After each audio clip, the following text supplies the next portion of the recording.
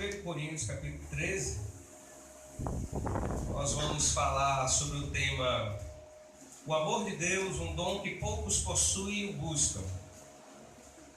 1 Coríntios, capítulo de número 13. O tema é o amor de Deus, um dom que poucos possuem e o buscam. Nós vamos ler do verso 1 ao verso de número 12, que diz o seguinte: ainda que eu falasse a língua dos homens e dos anjos, se não tiver amor, serei como bronze que ressoa ou como símbolo de retino. Ainda que eu tenha o dom de profetizar e conheça todos os mistérios e toda a ciência, ainda que eu tenha tamanha fé a ponto de transportar os montes, se não tiver amor, nada serei. E ainda que eu distribua todos os meus bens entre os pobres, e ainda que entregue o meu próprio corpo para ser queimado, se não tiver amor, nada disso me aproveitará. O amor é paciente, é benigno, o amor não arde em ciúmes, não se ufana, não se ensoberbece, não se conduz inconvenientemente, não procura os seus interesses, não se exaspera, não se ressente do mal, não se alegra com a injustiça, mas regozija-se com a verdade. Tudo sofre, tudo crê, tudo espera, tudo suporta.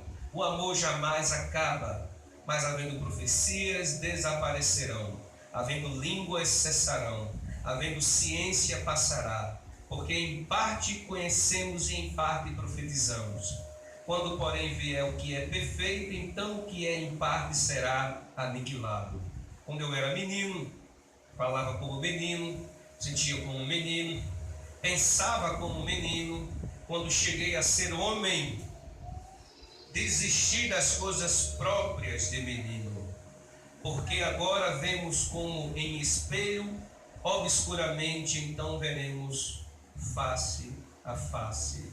Agora conheço em parte, então conhecerei como também sou conhecido. E diga amém. Até aí, meus amados. Em primeiro lugar, é preciso dizer que essa carta de 1 Coríntios, ela é uma pá de cal nessa busca desenfreada pelos dons, como se os dons fossem a coisa mais importante em uma igreja. A carta de 1 Coríntios, nós vemos o apóstolo Paulo dizendo que apesar de existir algumas pessoas com dons nessa igreja, essa igreja era uma igreja criança, menina na fé e carnal. Nós vamos apontar os versículos durante toda a ministração, e parece que essa busca desenfreada, frenética pelos dons, fez com que aqueles irmãos perdessem o foco verdadeiro do Evangelho, que é amar a Deus e edificar a sua igreja, para se auto-edificarem, se auto-glorificarem, se auto-promoverem e esquecerem aquilo que de fato é Evangelho. O Evangelho é o reino de Deus, não é o meu reino. O Evangelho é Deus no centro, é Cristo no centro, não é o homem no centro. É Deus sendo glorificado, não é o homem sendo glorificado, não é o pastor sendo glorificado, não são os partidos dentro da igreja, mas é Cristo sendo exaltado para a glória de Deus Pai. Então, em primeiro lugar, nós vamos dividir em 3 sessões esses 12 versículos. A primeira sessão está do verso 1 ao verso de número 4. Então, qual é o primeiro ponto aqui? Diga: o amor, é maior do que os dons. Veja o argumento do apóstolo Paulo. Após ele terminar no capítulo 12 de elencar alguns dons, ele começa a ensinar o caminho da excelência para servir o Senhor. Veja aqui no capítulo 12, ele vai estabelecer ou apontar, a partir do verso 28, alguns dons. A uns estabeleceu Deus na igreja primeiramente como apóstolos, em segundo lugar os profetas, em terceiro lugar os mestres, depois operadores de milagres, depois dons de curar, dons de socorros, governo, variedade de línguas. E ele vai fazer uma pergunta: porventura todos são apóstolos? Logicamente que não. Ou todos vão profetizar? Logicamente que não. São todos mestres? Logicamente que não. Ou operadores de milagres? Não. Têm todos os dons de curar? Não. Falam todos em outras línguas? Não. Interpretam-nas todas? Não. Entretanto, procurai com zelo os melhores dons. Não é pecado a gente buscar o dom, certo? Mas a gente vai destrinchar melhor essa questão de buscar o dom. E ele encerra dizendo: e eu passo a mostrar ainda um caminho sobremodo excelente. Mas, ainda no início do capítulo 12, ele vai elencar outros dons diferenciados. Vamos ler a partir do verso 7. Ele diz: a manifestação do Espírito é concedida a cada um visando um fim proveitoso. Então, todo dom, por via de regra, ele tem que ter uma finalidade proveitosa. Tem gente que roda na igreja e eu pergunto: qual foi a finalidade? Ficar tonto e depois cair. Todo dom tem que ter uma finalidade, um proveito, uma serventia. Não pode ser um desserviço na igreja, ao ponto das pessoas ficarem olhando e dizer: que é isso que está acontecendo, pelo amor de Deus? Eu não estou entendendo nada. O dom, quando é exercido com maestria, quando é exercido da forma correta, as pessoas entendem o que está acontecendo e o motivo pelo qual foi dado àquela pessoa aquele dom. Verso 8 ele vai dizer: porque a um foi dado mediante o Espírito a palavra da sabedoria, a outro, segundo o mesmo Espírito, a palavra do conhecimento, a outro, no mesmo Espírito, a fé, e a outro, no mesmo Espírito, os dons de curar, a outro, operações de milagres, a outro, profecia, a outro, discernimento de espírito, a um, variedade de línguas, e outro, capacidade de interpretá-las. Mas um só é o mesmo Espírito, realiza todas estas coisas, distribuindo-as como lhe apraz a cada um individualmente. Veja que é repetido sempre uma frase: mas a um é dado pelo Espírito. O mesmo Espírito dá, ou seja, quando o Espírito dá um dom a alguém, ele visa a unidade da igreja, e não a divisão, as contendas. E aqui em Corinto estava acontecendo o que acontece de fato e na realidade nas igrejas ainda no dia de hoje, que buscam, esse tal dom. Muitas brigas, muitas divisões, muitas discórdias estão acontecendo nessas igrejas. Porque ao invés de ela buscar o dom excelente, que é o amor, se busca os dons que muitas vezes não vão edificar a igreja. Porém, todavia, Paulo está dizendo, ao iniciar o capítulo 13, que o amor, ele supera esses dons. E existia, pelo menos aqui, alguns dons que essa igreja colocava no pedestal, como se fosse: esse dom aqui é o melhor da igreja, esse dom aqui é o que a gente deve buscar, esse dom é o mais importante. Em primeiro lugar, a gente vê no verso 1 que o amor é maior e mais importante do que o dom de línguas. Deixe sua Bíblia aberta, por favor. Ainda que eu falasse a língua dos homens e dos anjos, se não tiver amor, serei como bronze que soa, ou como símbolo que retina. É como se fosse algo que é uma lata vazia. Acaba de dar um toque, pim, não serve de nada. Então, orar em línguas sem amor, sem o propósito original para o qual foi estabelecida as línguas, não serve de nada. Causa, sabe o que na igreja? Discórdia, contenda, falta de entendimento.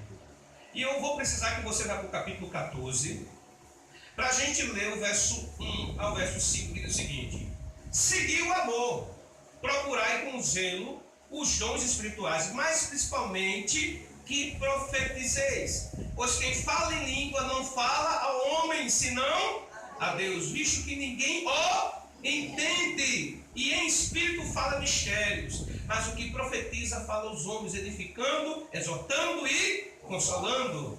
O que fala em outras línguas a si mesmo se edifica, mas o que profetiza edifica a igreja. E eu quisera que vós todos falassem em outras línguas, muito mais, porém, que profetizeis. Porém, quem profetiza é superior superior ao que fala em outras línguas, salvo se interpretar, para que haja na igreja edificação. Pule para o 19, verso 19 diz o seguinte: contudo, prefiro falar na igreja 5 palavras com meu entendimento, para instruir outros a falar 10.000 palavras em outras línguas.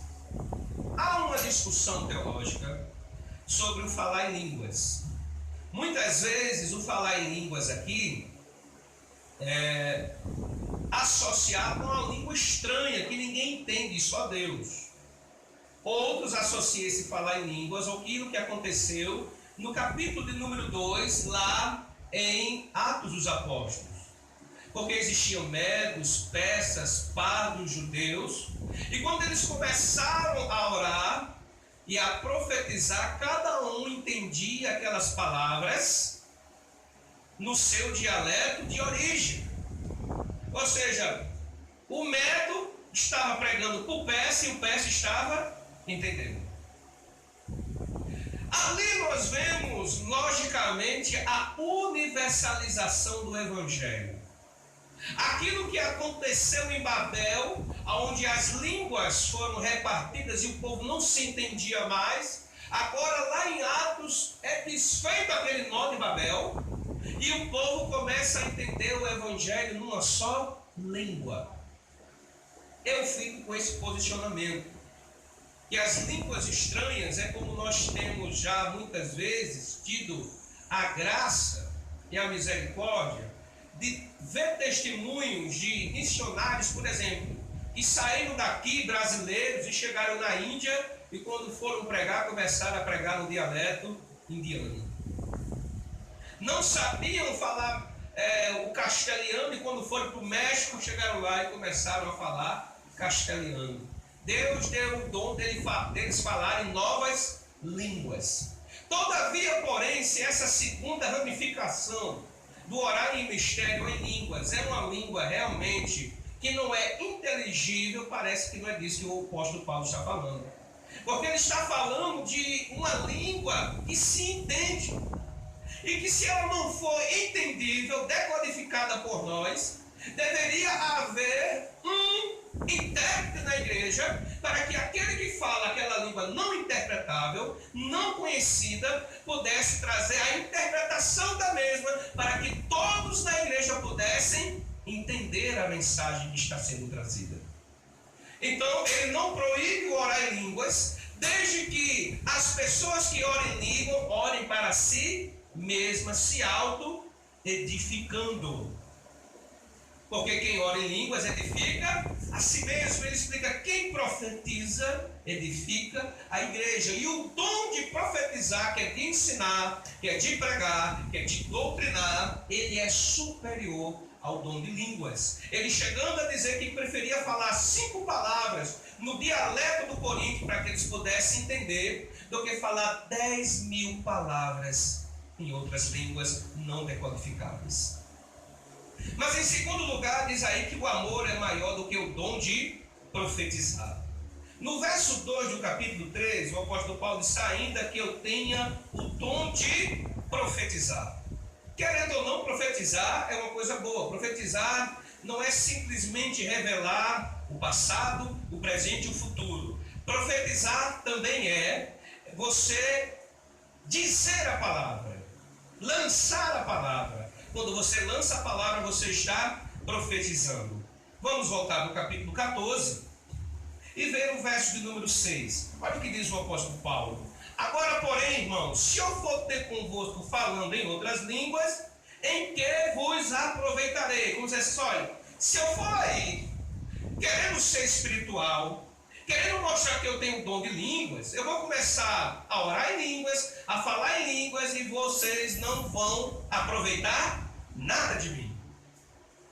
E ele vai continuar dizendo o seguinte: se não vos falar por meio de revelação, quando eu profetizo, Deus revela o oculto, o profundo.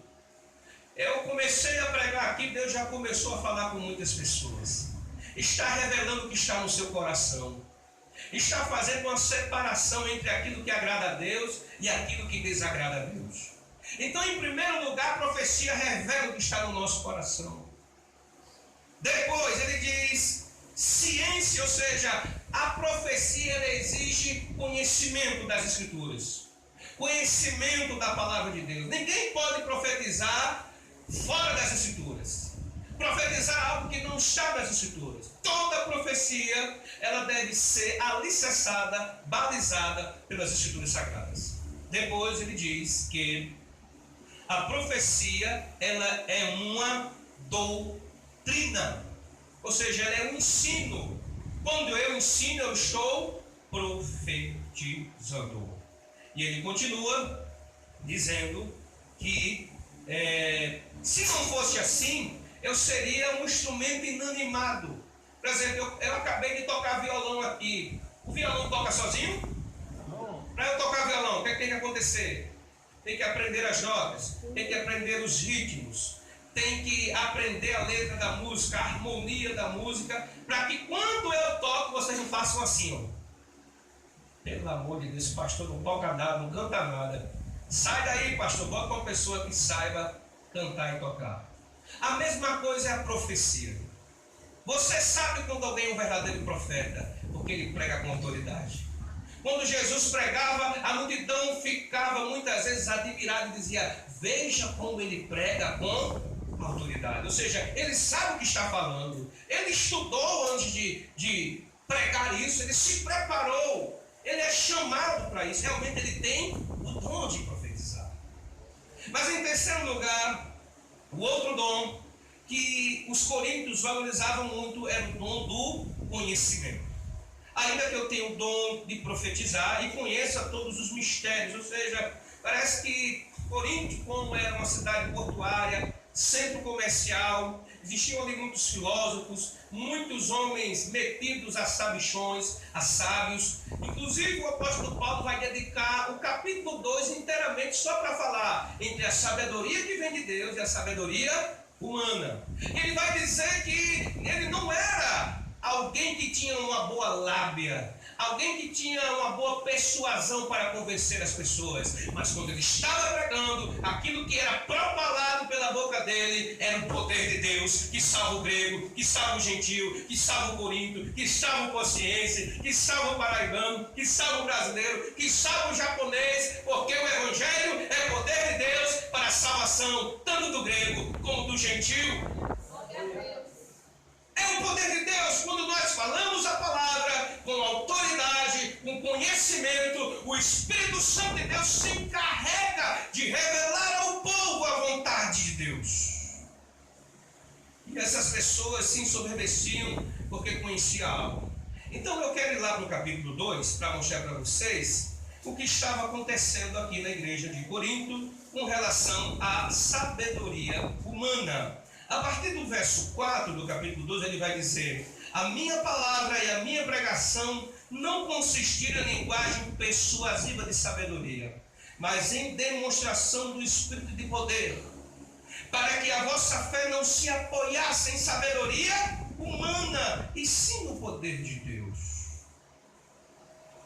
Entretanto, expomos sabedoria entre os experimentados, não porém a sabedoria deste século, nem a dos poderosos dessa época, que se reduzem a nada, mas falamos a sabedoria de Deus em mistério, outrora oculta, a qual Deus preordenou desde a eternidade para a nossa glória. Sabedoria essa que nenhum dos poderosos deste século conheceu, porque se a tivesse conhecido, jamais teriam crucificado o Senhor da glória. Diga amém.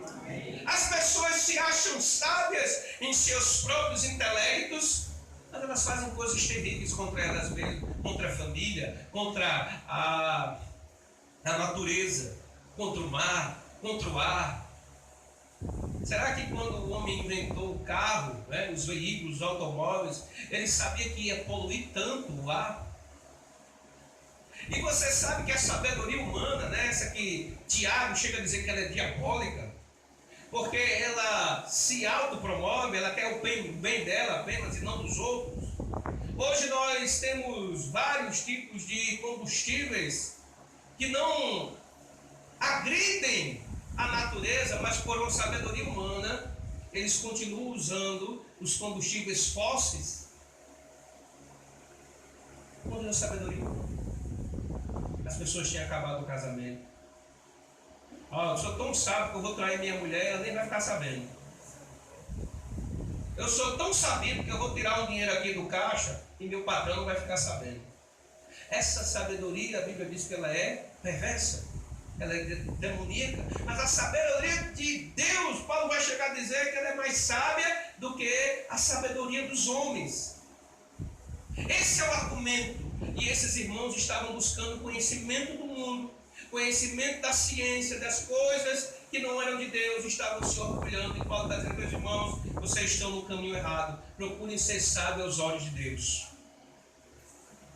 Mas ainda aqui um quarto dom que esse povo exaltava na igreja de Corinto era o dom da fé. Ainda que eu tenha o dom de profetizar e conheça todos os mistérios, toda a ciência, e tenha tamanha fé ao ponto de transportar montes, se não tiver amor, nada é o argumento. Rapaz, eu tenho fé para isso, eu tenho fé para aquilo. E ele está dizendo, se essa fé não estiver associada ao amor, de nada ela serve. As pessoas dizem, eu tenho fé, e vê o irmão passando por necessidade e não o... Aí Tiago diz o quê? Essa fé é inoperante, é morta. Por quê? É uma fé sem fé, como dizem, né? É uma fé em si mesmo, é uma fé do jeito dele, porque a verdadeira fé é procedente do amor, ela emana amor. Aí o apóstolo Tiago vai dizer, meu amigo, como é que você vê? Perdão, o apóstolo João mesmo vai dizer, como é que você vê alguém padecendo e você tem recursos deste mundo e você não ajuda o seu irmão? Como pode o amor de Deus permanecer em você? Meu irmão, a fé, ela anda junto assim, como se fosse uma linha de trem. Fé e amor, amor e fé. Então não adianta dizer eu tenho fé, mas quando chega o momento de mostrar que a sua fé é operante, ajudando o irmão, ajudando a irmã, fazendo algo que a Bíblia diz, a pessoa se recusa, porque o seu coração ele está fechado para amar as pessoas, para fazer o bem às pessoas. Mas ainda o último dom que esse povo buscava aqui é o dom da caridade. No versículo número 13, ele vai dizer, ainda que eu distribua todos os meus bens entre os pobres, e ainda que entregue o meu próprio corpo para ser queimado, se não tiver amor, nada disso me aproveitará. É como se o apóstolo Paulo estivesse dizendo, meu irmão, você pode dar esmola aos outros, pode até morrer pelos outros. Se isso for para você apenas se exibir, mostrar que você é bom, isso não vale de nada. Porque quem faz pelo amor não quer nada em troca. Quem faz pelo amor não quer aplauso. Quem faz por amor não quer reconhecimento. Quem faz por amor apenas decidiu fazer porque Deus mandou fazer. Porque Deus já fez por ele. E eu gostaria aqui de trazer um versículo um pouco distanciado de Corinto, mas que vai fazer você entender. Atos capítulo 5, verso 1, 2 e 3. Eu quero exemplificar isso aqui com o exemplo de Ananias e Safira. Atos 5, 1, 2 e 3 é o seguinte: entretanto, certo homem chamado Ananias, com sua mulher Safira, vendeu uma propriedade. Mas em acordo com sua mulher, reteve parte do preço, e levando o restante, depositou aos pés dos apóstolos. Então disse Pedro: Ananias, por que encheu Satanás o teu coração? Veja só, por que encheu Satanás o teu coração para mentires ao Espírito Santo, reservando parte do valor do campo? Essa caridade aqui, sabe quem foi o motivador dela? Satanás. Tem gente que está fazendo caridade motivada por Satanás.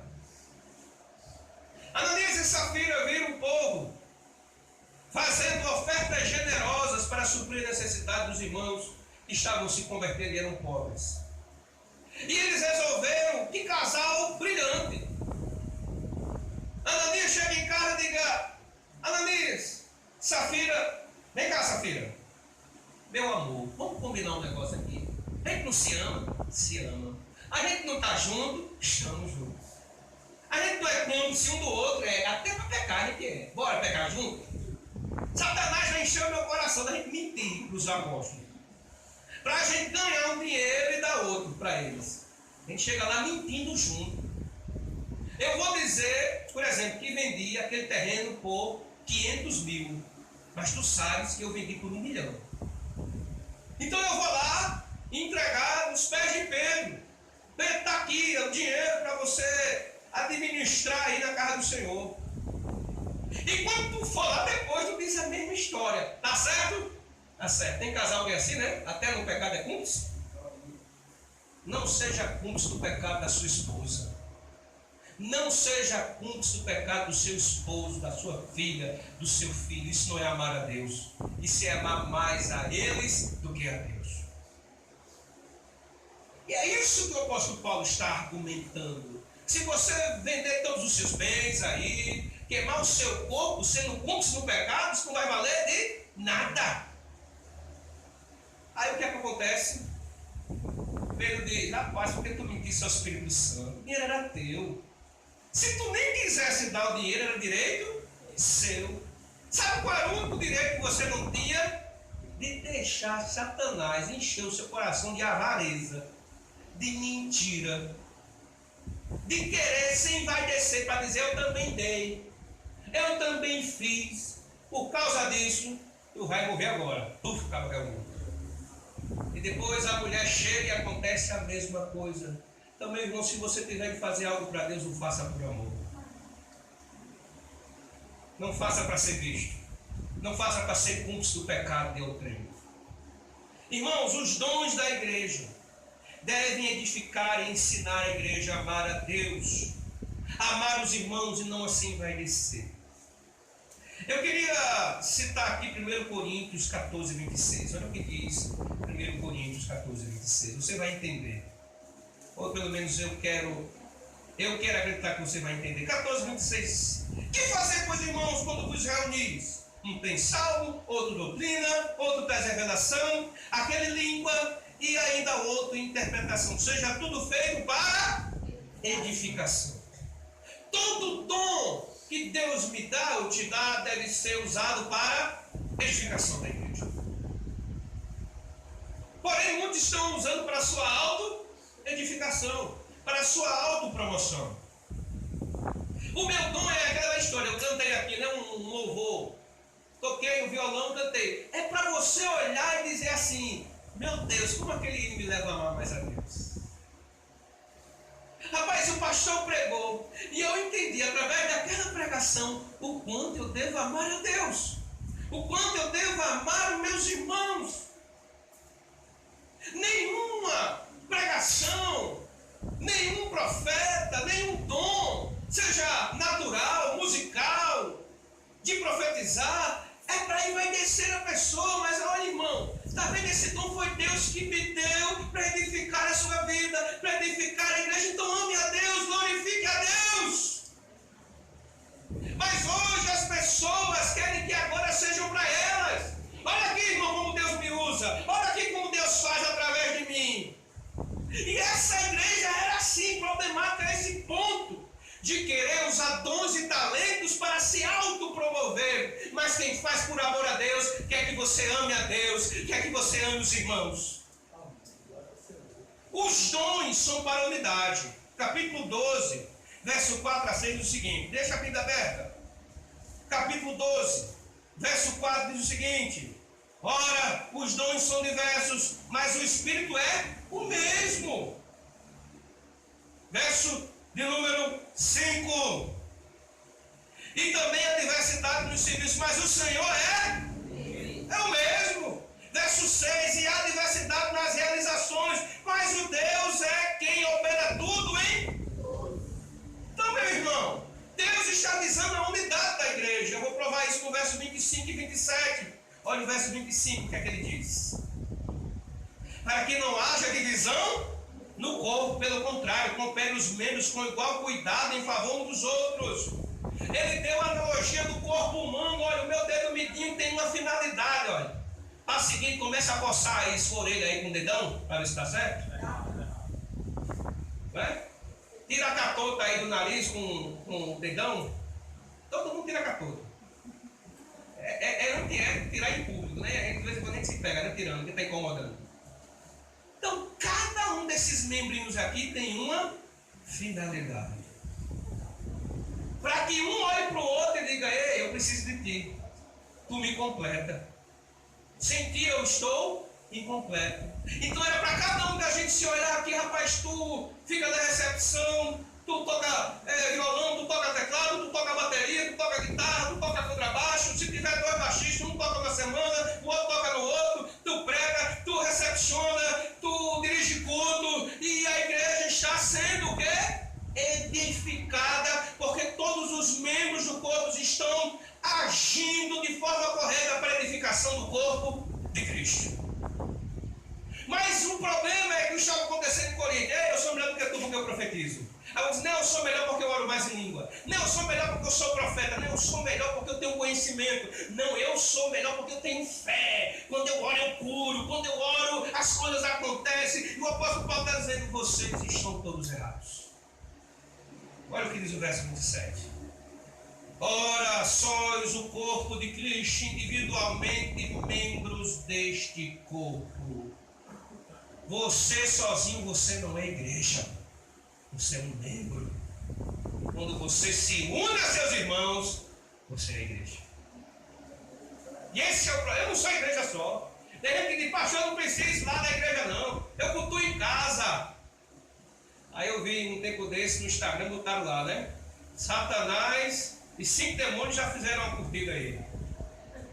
Porque essa é a vontade do demônio, que você não se una à igreja, mas que você divida a igreja, que você reparta a igreja, que você se isole da igreja, porque você será uma presa mais fácil para Satanás. Porque quem ama quem está perto dos irmãos, quem ama quer servir os irmãos, quem ama sabe que Deus o chamou para estar na igreja servindo e glorificando. Mas a segunda sessão que eu divido aqui vai do versículo 4 ao versículo 7, é o conceito do amor. Eu separei da seguinte forma: o conceito de amor em contraste ao comportamento de desamor da igreja de Corinto. O amor aqui para Paulo não é um sentimento, mas é uma decisão prática, é ação, é consciência de prática do verdadeiro evangelho, que implica em amarmos como Deus nos ama. Em primeiro lugar, o amor, ele é o quê? Paciente. Capítulo 6 de 1 Coríntios, verso 1. Veja como esses irmãos eram pacientes, cheios de dom, tudo espiritual, arrotando espiritualidade. Mas olha no verso 1 do capítulo 6. Aventura-se algum de vós tendo questão contra o outro a submetê-lo a juízo perante os injustos e não perante os santos. O que é que está acontecendo aqui? Estou com raiva de Fábio. Fábio, amanhã mesmo eu vou na promotoria da parte de você. Lhe amo tanto que vou lhe botar na junta. Que espiritualidade é essa, meu irmão? Que quando eu tenho um problema com o irmão, eu vou acioná-lo lá na justiça. Ao invés de perdoá-lo, ao invés de chamar e dizer: meu irmão, vamos aqui, vamos conversar, vamos ver se tem jeito aqui esse negócio. Não tem paciência. Os crentes de hoje vão nem para ver o culto. Ah, pastor, pisou no meu carro, mexeu com minha família, mexeu com meu filho. O amor de Deus, quando está em nós, nos faz ser pessoas pacientes com os outros. Não pessoas de pavio curto, pessoas estouradas, pessoas cheias de si, do ego, da soberba. Ele vai fazer o seguinte. Mas ele vai dizendo que o amor é benigno, ou seja, o verdadeiro amor de Deus, ele faz o bem aos outros. Não coloca os outros na justiça. Não quer tirar o bem do outro. Não quer tirar o direito do outro. O amor é benigno ao ponto de dar ao outro o direito dele. De não pagar o mal com mal, como disse o apóstolo Paulo. diz que o amor não arde em ciúmes. Capítulo 3, verso 3. Olha como era essa igreja. Capítulo 3, verso 3. Porque havendo entre vós ciúmes e contendas, não é assim que sois carnais e andais segundo o homem. Esses irmãos da igreja de Corinto viviam tendo ciúme, dizendo: eu sou de Paulo, tu és de Pedro, tu és de Apolo. E tem uns que diziam que é o pior grupo que existe na face da terra de crente. É aquele que nem é de Apolo, nem é de Pedro, nem é de Paulo, ele só é de Cristo. Ninguém domina ele, ninguém é líder dele, só Cristo. Ele não precisa de pastor, ele não precisa de irmão, ele não precisa de quem o ensine, de igreja para congregar. Ele é autossuficiente, ele é partidarista, ao ponto de dizer: eu me reúno em casa, eu congrego em casa, eu sei em casa, eu faço tudo em casa, não preciso de ninguém. E Paulo está dizendo: rapaz, vocês são carnais. Tem ciúme aí, vocês fazem partido dentro da igreja, vocês não se unem, vocês não se reúnem para o bem, mas sim para o pior. Mas ainda assim ele vai dizer que o amor não se ufana. Essa palavra ufanar, né? É se exaltar. Quem ama não olha assim: eita, Deus me ama, pronto, eu vou me exaltar aqui em cima dela agora. Não me ama? Então, é o seguinte, eu sou assim e acabou. Você não me ama? Então pronto, então esse povo aqui estava cheio de exaltação. Depois vem a palavra: não se ensoberbece, não é arrogante. Eu quero ler o verso 1, 28. Olha o que diz, o verso 1, 28. O 1 Coríntios 1, 28 diz o seguinte: e Deus escolheu as coisas humildes do mundo e as desprezadas, e aquelas que não são, para reduzir a nada as que são, a fim de que ninguém se glorie na presença de Deus. Pule para o 31. Para que, como está escrito, aquele que se glorie, glorie-se no Senhor. Ele se gloria, olha como eu sou bom, olha como eu tenho fé, olha, ele se auto-ama, né? Ele é amante de si mesmo. Ele se autopromove. Ele não diz assim: vamos para a glória de Deus, Deus ouviu as nossas orações. Para a glória de Deus, Deus nos deu a graça de contribuirmos com a igreja. Olha, meu irmão, para a edificação do corpo de Cristo, nós estamos somando com a igreja. Nós estamos sendo um com o povo de Deus. É aquela pessoa que diz: sem mim não vai dar certo. Eu vou ficar sentado só olhando assim, ó, o presépio acontecer. Isso é coisa de quem ama. Isso é coisa de quem quer o bem da igreja. Isso é coisa de quem ama Deus. Não é isso que o apóstolo Paulo está dizendo. Mas ainda ele vai dizer que o amor não é inconveniente. O que é uma pessoa inconveniente? Aquela que vive lhe abusando, lhe aperreando, tirando você do sério. Como é que eu amo alguém se eu vivo importunando ela? Se eu vivo catucando ela, botando o dedo na ferida dela, dizendo: está doendo? A gente não tem uma brincadeira assim de homem, né? Quando o cara leva uma pancada, ele diz: está doendo, aí dá uma tapa, né? Ser inconveniente aqui é isso. Como é que eu sei que o meu irmão está ferido, magoado, passando por algum problema, e eu fico tocando naquela ferida, e eu faço questão de tocar de novo, e de ficar magoando, e de remagoar e magoar de novo? Uma pessoa inconveniente que não sabe tratar a outra bem, só trata mal o outro. E aqui esses irmãos eram especialistas nisso. Porque o inconveniente, ele procura os seus próprios interesses, ele é egoísta, ele não se importa se o outro está sofrendo, se o outro está doente, se o outro está precisando, ele quer estar bem. Mesmo que isso seja pelo preço da desgraça alheia, seja pelo preço de ridicularizar o outro, de envergonhar o outro, de tirar o direito do outro. Ele é inconveniente, ele é egoísta, ele é uma pessoa que só se preocupa consigo mesmo, seus próprios interesses. Romanos 14, eu quero ler o verso 14 e 15. Olha o que diz o apóstolo Paulo, é um livro anterior. 14 e 15 diz o seguinte: Se por causa de comida o teu irmão se entristece, já não anda segundo o amor fraternal. Por causa da tua comida não faças perecer aquele a favor de quem Cristo morreu. Tem gente que não quer sair, eu quero lá saber o que vão pensar, o que não vão pensar. Eu faço mesmo, a vida é minha, o dinheiro é meu, o corpo é meu, ando como quero, faço como eu quero. Estou nem aí para os irmãos, estou nem aí para ninguém. Parece que ele é adepto daquela música que alguns anos atrás foi um sucesso. Estou nem aí, estou nem aí. Pode viver no seu mundinho, não estou nem aí. Meus irmãos, e quem ama não é assim. Quem ama se preocupa com você. O que você está comendo, deixando de comer, vestir, deixando de vestir, que está saudável, doente. Quem ama se preocupa. Mas aí no verso 15:1 de Romanos diz o seguinte: ora, nós que somos fortes ou espirituais, eu podia até parafrasear, devemos suportar as debilidades nos fracos e não agradar a nós mesmos. Ou seja, rapaz, fulano é muito fraquinho na fé, né? Vamos ajudar ele? Vamos suportar ele, amor, e não passar por cima dele como se fosse um caminhão desgovernado, uma caterpillar que sai arrancando, não tem pena de ninguém. Mas ainda assim o apóstolo Paulo vai dizer que o amor não se ira facilmente e não guarda ressentimento. As duas coisas estão interligadas porque são sentimentos e não decisões.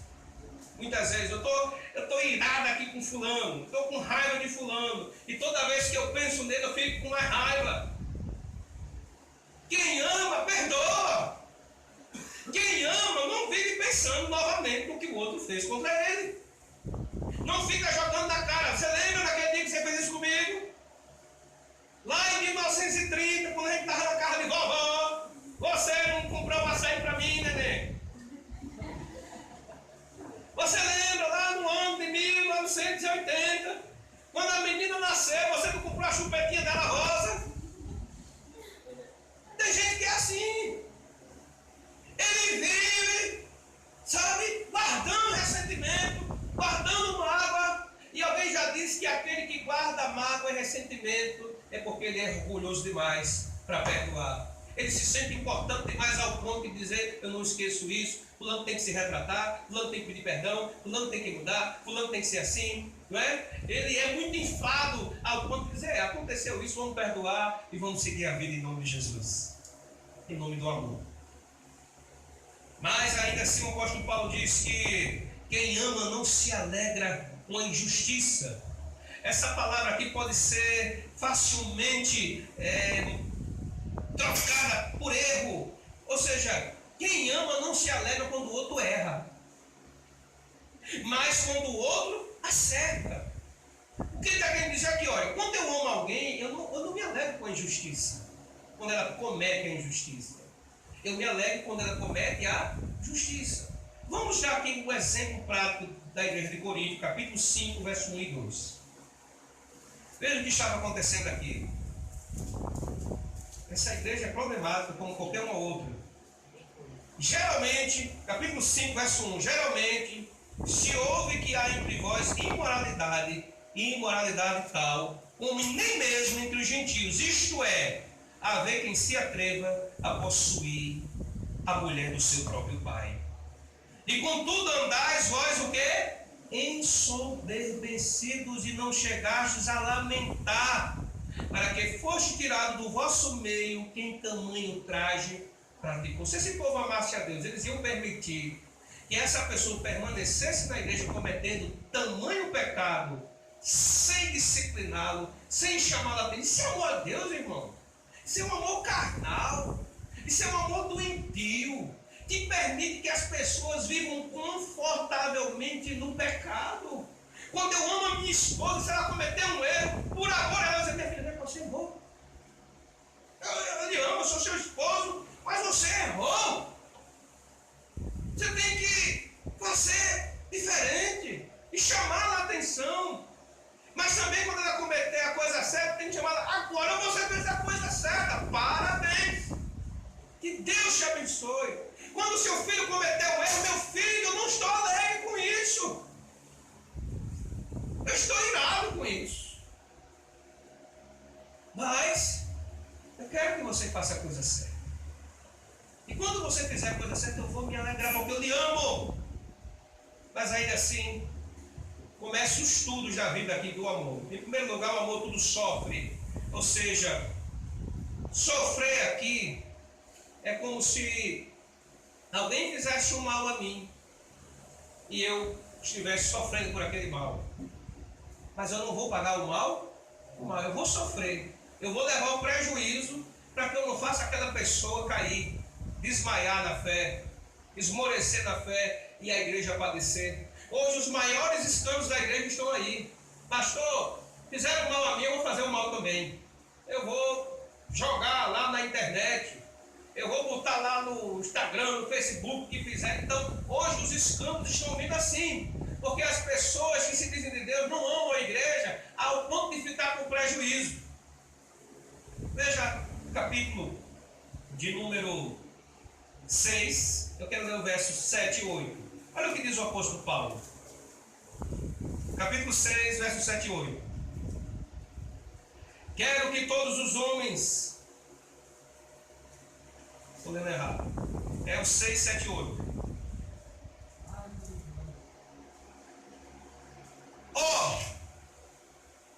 Só existir entre vós demandas já é completa derrota para vós outros. Porque não sofreis antes a injustiça? Porque não sofreis antes o dano? Mas vós mesmos fazeis a injustiça e fazeis o dano. E isto aos próprios irmãos. Porque o irmão estava colocando o outro aonde? Na justiça. Ele disse, sofro dano. Mas não. Vocês fazem a injustiça e ainda causam o dano. E estão causando dano aos próprios irmãos. Quem ama sofre o dono. Quem ama sofre pela igreja, mas não faz a igreja sofrer. Quantas pessoas têm feito a igreja sofrer? Ainda assim, tudo crê. Vou dar uma acelerada agora.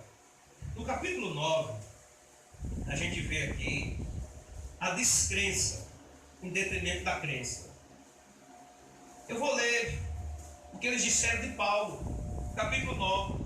Olha Paulo se defendendo, porque alguém disse, olha Paulo, tem gente lá na igreja de Corinto, a igreja que o Senhor fundou, a igreja que o Senhor foi apóstolo, a igreja que o Senhor ensinou eles, dizendo que o Senhor não era apóstolo, dizendo que o Senhor era um farsante. Olha o que ele vai dizer, não sou eu porventura livre, não sou apóstolo, não vi Jesus nosso Senhor, acaso não sois fruto do meu trabalho no Senhor? Se não sou apóstolo para o trem, certamente o sou para vós outros. Porque vós sois o selo do meu apostolado no Senhor. A minha defesa perante os que me interpelam é esta: não temos nós o direito de comer e beber, e também o de fazer nos acompanhar de uma mulher irmã, como fazem os demais apóstolos, os irmãos do Senhor e servas? Ou somente eu e Barnabé não temos direito de deixar de trabalhar? Quem jamais vai à guerra à sua própria custa? Quem planta vinho e não come de seu fruto? Ou quem apacenta um rebanho e não se alimenta de leite do rebanho? Porventura falo isto como a homem, ou não diz também a lei? Porque na lei de Moisés está escrito, não atarás a boca do boi quando pisa o trigo. Acaso é com bois que Deus se preocupa?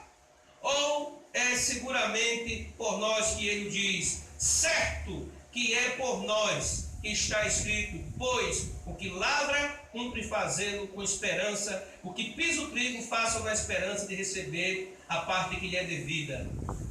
Se nós vos semeamos coisas espirituais, será muito colhermos de vós bens materiais?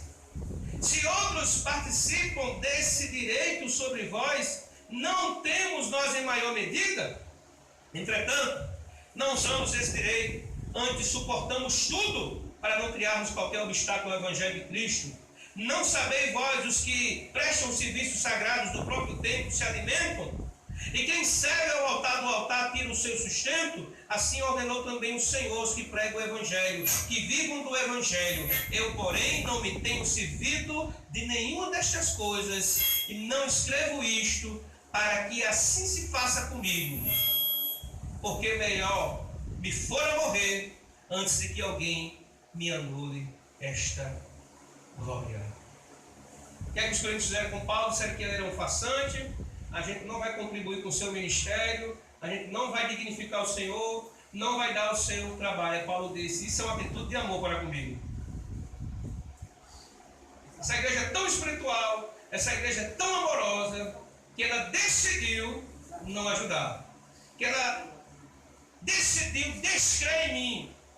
Ela decidiu o caminho oposto ao do amor. Então, desistiu do apóstolo Paulo e passou a não querer mais suportá-lo.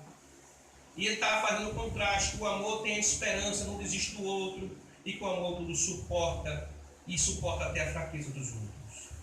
Eu quero terminar a terceira sessão, lá do capítulo 13, mostrando o que Paulo quer ensinar aqueles irmãos. Que o amor é eterno e os dons são passageiros. Vamos ler o verso 8 a 12 para a gente terminar. O amor jamais acaba, havendo profecias, desaparecerão, havendo línguas, cessarão, havendo ciências, passará. Ou seja, o amor nunca vai acabar, porque Deus é amor, Deus não é dom. Deus dá dons às pessoas, mas Ele não é um dom, Deus não é um dom. Deus é amor, Deus é santo, Deus é justo, Deus é fiel, Deus é bom. E aqui o apóstolo Paulo está dizendo, olha, os dons são passageiros e são para esta terra. Mas o amor é para a terra que há, ouvi, é para essa e é para a vindoura. Ninguém conhecerá aqui tudo ou ensinará tudo aqui. Mesmo eu como pastor, se eu dissesse assim, olha, eu vou ensinar a vocês tudo o que eu sei. Tem como? Não tem. Não tem como esgotar aqui nessa terra tudo. Isso ficou para a próxima vida, a glória lá no céu.